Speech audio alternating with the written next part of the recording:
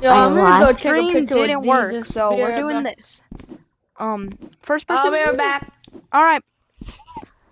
So, Go take a exaltations of Messiah. Today we are reading through the book of Psalm 110. So, let us start. The argument had one critical hole, that if God had raised Jesus of Nazareth from the dead, where was he now? And why did he not appear before all the people? Peter explained that the Messiah ascended to the right hand of God, using the same technique of exegesis that he applied to Psalm 16. And Peter turned the attention to Psalm 110, because that's where King David said, and I quote, "The Lord says to my master, sit at my right hand until I make your enemies a footstool for your feet." So once again, Peter argued that David could not have written the psalm about himself, for it was not about David who ascended into heaven. And it says in Acts 2 verse 34.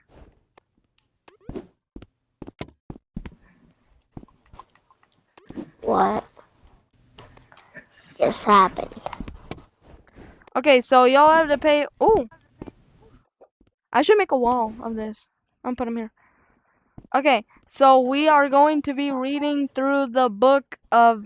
So what we're doing, once we're done with the chapter, then we're doing the questions, of course. So, surely David had not ascended to sit at the right hand of God, or the Lord, because the sages understood that Psalm 110 as a prophecy about the Messiah. So did the Master and the Apostles. It's the most frequently quoted psalm in the New Testament. Simon Peter wove Psalm 16 and Psalm 110 together. We talked about that last week. And together into a midrash about the Messiah, because both psalms mention the right hand of the Lord. And it says in Psalm 16, verse 10 to 11, yes.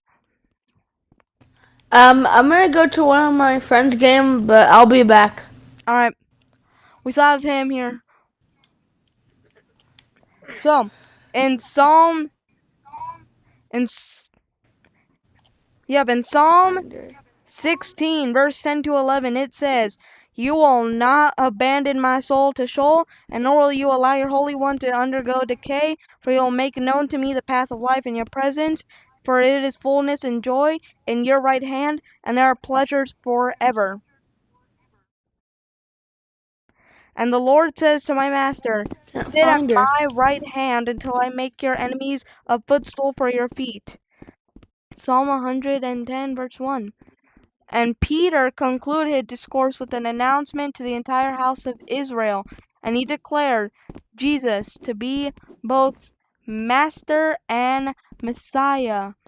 And he added dramatically, "This Yeshua whom you crucified," as Peter spoke those words, and the Lord poured out on the pilgrims as the people of Jerusalem a spirit of grace and supplication, and they perceived that the one they had pierced was the promised Messiah, and they mourned.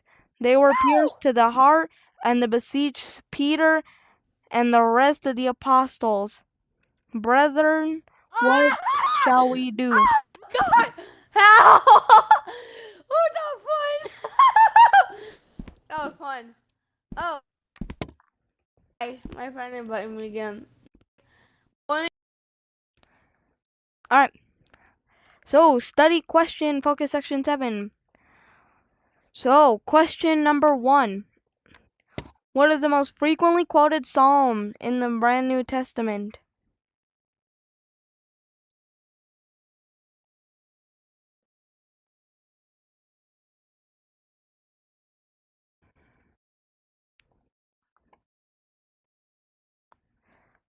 What is the most frequently quoted psalm in the New Testament?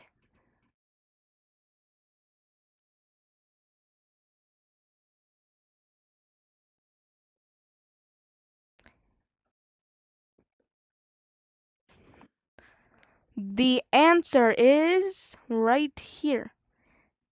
Psalm 16, verse 10 to 11. Question number 2. In what sense does the psalm imply an ascension to heaven?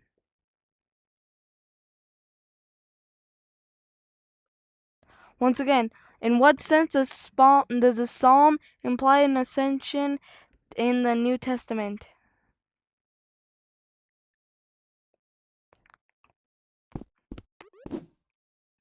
Feels weird because y'all are actually seeing my POV.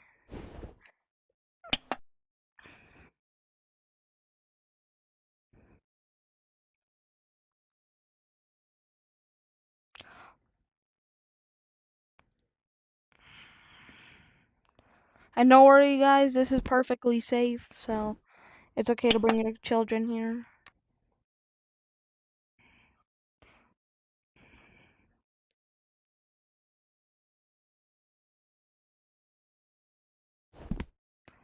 The answer is right here, Psalm 110, verse 1. Sit on my right hand until I make your enemies a footstool for your feet. And finally, question number 3. What is the connective tissue between Psalm 16 and Psalm 110?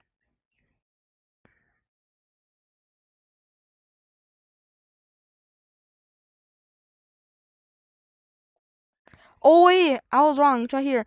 Acts 2 verse 34. Once again, Peter argued that they could not have written the psalm about himself, or it was not David too who ascended to heaven. Oh, never mind. So yeah, the last one was correct.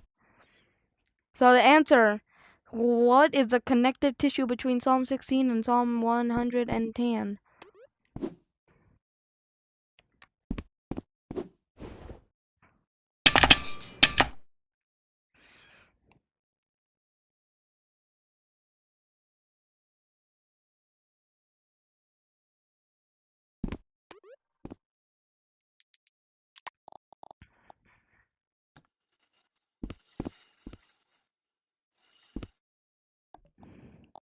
Yay, we have Seesaw now. The answer is right here, that the sages understood Psalm 110 as a prophecy of the Messiah, and so did the Master and the apostles, and is the most frequently quoted poem in the New Testament. Oh, so that was the answer to the first one.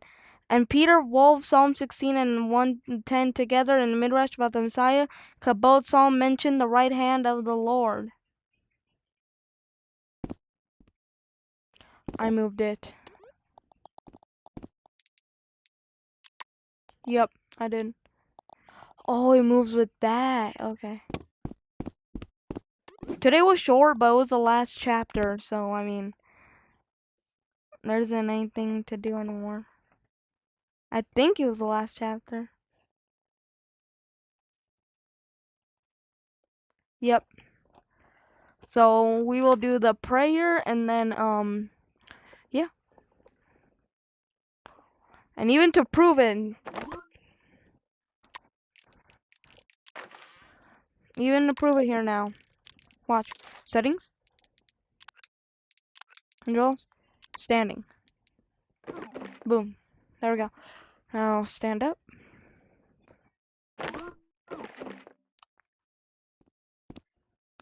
And if everybody watching on the premiere or the video can stand.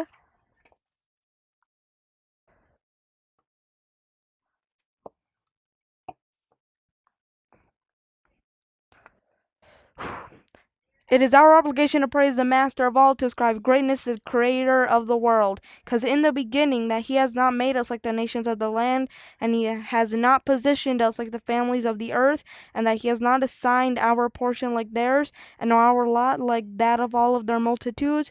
For they prostrate themselves to vanity and nothingness, and pray to a God that cannot deliver. But we bow and prostrate ourselves, and offer thanks before the Supreme King of Kings, the Holy One. Blessed is He who spreads the heavens and establishes the earth, and the seat of His glories in the heaven above, and the abode of His invisible might is in the loftiest heights. He is our God, and there is nothing else. Our King is true, and all else is insignificant. As it is written in His Torah, and you shall know this day and take into heart that Adonai is God, in the heavens above and upon the earth below, there's nothing else. And that's where we get our saying, Shemo Ahad. On that day, the Lord will be one, and His name will be one. I have to do this because y'all are like, I'm talking. Yevarech Adonai mamishmalecha, Yever panablecha vihonecha, Yisam Adonai panabelecha, Yisam Shalom. May the Lord bless you and keep you. May the Lord make his face shine upon you and be gracious unto you. May the Lord make his countenance to shine upon you and give you peace. Shalom, everybody. I will see you Sunday. I will see you all Sunday. Shalom. And we will actually be live this time.